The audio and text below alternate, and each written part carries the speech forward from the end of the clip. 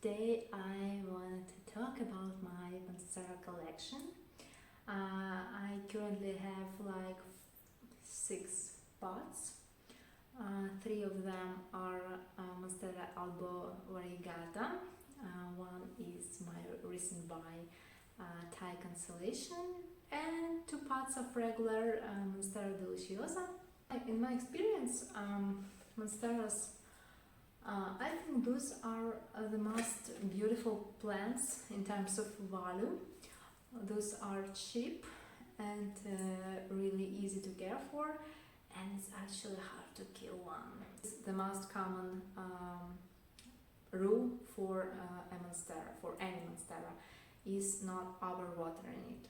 You have to wait for it to dry, like dry out, and then water it. And if you actually have lots of plants like I do, you probably don't have issues with that, because my plants are always on a water diet. They're always dry. If you watch Ponturina, she also has this thing. Her plants are always dry. And when I bought my first plant, I used to, water it every other day or so, and was all about it. But now when I have like lots of plants, I don't really have time for it. So most of the time, those are dry. This one is dry now. Actually, like all of them are dry. So let's start with this one. This is my smallest Monstera Albo Variegata. I'll call her Monstera Albo, or just Albo, okay? So this is my first variegated plant I got, and it was really like a bit of on the expensive side. It was like this small. It has like 1 or 2 leaves. I'm not sure. I don't remember. And it doesn't grow fast. I've had her for like 6 months, maybe more, maybe 6 to 8 months, and it gave me 2 leaves. But it was winter, so I don't really care. I fertilize her like once in a month, I guess. And I water it when it's dry, when it's completely dry, like now. But it's dry, okay. So yeah. So this is my smallest Albo Variegata. It's my second. Yes, I got it. I got it after the smallest one. It was it was like one of the most expensive plants I got when I got her. It was a long time ago. So yeah, and I kind of love those white leaves, which is not good for a monstera. My advice, if you are looking for a variegated monstera, you better go for ones that has more greenish spots on it, because those white leaves, they are dead. Those are beautiful to us, to humans, to plant parents, but those are dead. Those are not good for the plant. So I kind of was new to such thing when I got this, and I wanted white leaves, and now I see it's really struggling to live. I cut some of this off, but those are not good.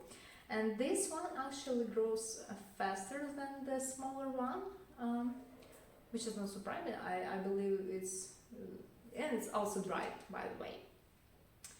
And I recently potted with moss pole, and the last leaf, you can see it's almost all green, and I believe the plant just tried to save itself, because it has all these white leaves before, and it just needs a green leaf to survive. So I probably will cut it off in some time. I will see if it has white leaves again, but I don't see it coming, to be honest, because if you can see, it's white here to this side. I don't know if you can see it, and here the stem is all green, which means the next leaf will probably be green. So if this happens, you have to cut it off and, you know, hope for the best that the next leaf will be a bit more whitish than the one here. Shame, I really like it. See it have the cuttings already, all of them, except for this one. But this one is a winter leaf, so keep that in mind. Maybe winter does its thing, so I don't know. So here's my Albo Variegata. Oh, the next one, you could probably ask why one needs lots of Albo Monsteras Albo, right? I actually bought it for like a really good price. It was like $10 or so. For all of this, I have like 3 or 4 home leaves, but it was like a full plant when I got it. It wasn't one cutting. Like, really good deal. And I love the variegation here. This is what I'm talking about. If you are looking for a variegated Monstera, and if you want it to be healthier, have a look at this kind of variegation. When the plant has as many green as it has white spots. And I really like this. It doesn't have the holes yet, except for this one, but I don't know, does it count? This is my the fastest growers so far of all of my Monsteras. And actually I don't do much with her. I wait for it to dry out. It's also dry, by the way. I wait for it to dry out, and that's all. Sometimes I take her to the shower. Sometimes I fertilize her, not really often. I'm afraid I might lose some of my variegation, which didn't happen yet, but who knows, maybe it will. So yes, I love her like maybe the most. Don't tell my Monstera Thai Constellation. Yeah. And if you watched one of my videos, this is my most recent buy. It's my Monstera Thai Constellation. And this is my most expensive plant in the collection. And I need to repot it. And to be honest, if you look at it next to my Albo Monstera Variegata, you don't really see the difference.